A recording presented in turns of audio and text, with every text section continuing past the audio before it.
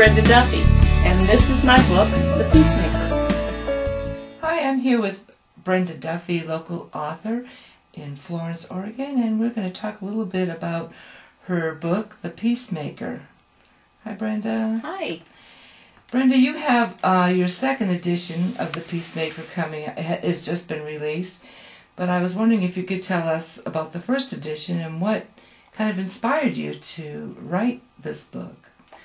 The book actually was the result of about 25 years of teaching American history. A lot of people who've read the first edition say, boy, you did a lot of research on that book. And my response is, well, after teaching the stories for 25 years, you kind of know them. I began teaching American history because I loved it, and I loved teaching about our past and that makes us who we are. But when I returned to teaching in 1986, I found out that I had not been teaching the complete story of American history. I found a lot of untold stories, a lot of fascinating stories that had been left out of the history books that I studied.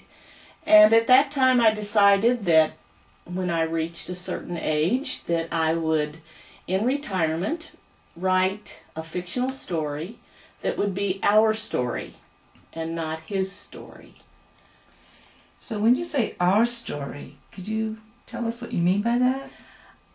It's a collection of the stories of everybody in our country, the minority groups, women, people that have been left out of the stories in our history books in the past.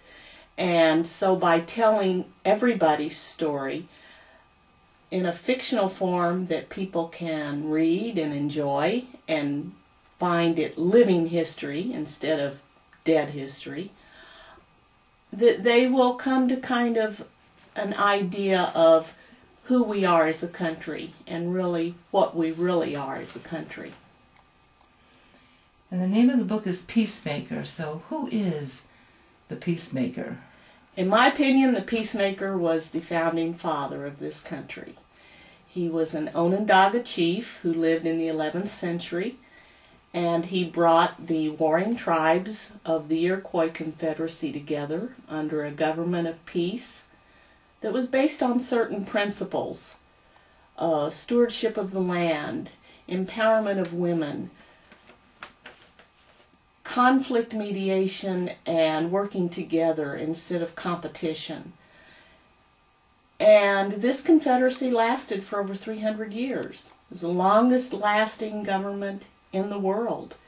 Longer than the Roman Empire, longer than our own American government.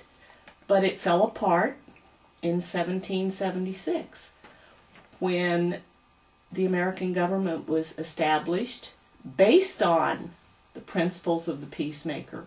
But because we left out stories, because we left out certain principles in the new government that was set up, we have had challenges in this country that have come kind of full circle in the 21st century. And so I think the message of the Peacemaker is very relevant at this time.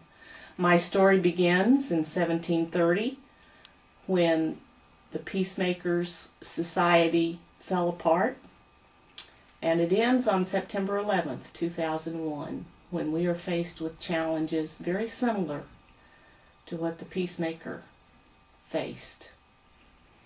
And so it's a very timely message, I think, and I'm really excited about my second edition that's coming out.